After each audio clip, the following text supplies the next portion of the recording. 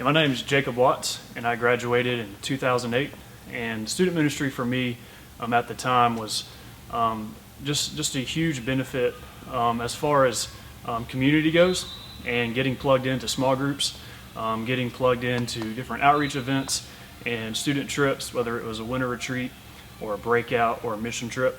I would say that is the biggest upside to being involved in the student ministry is just being involved in relationships and living life on life with guys and girls your age that are walking through the same struggles of life you are, the same circumstances of life that you are, and walking through the failures, walking through the successes, talking with each other about whatever it is that God is teaching each of you through that certain season of life.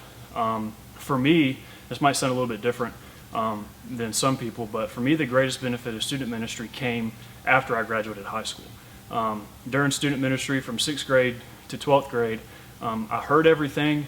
I was being discipled by Mark. I had great friends. I was around all the teachings, and I was around all the outreach and stuff.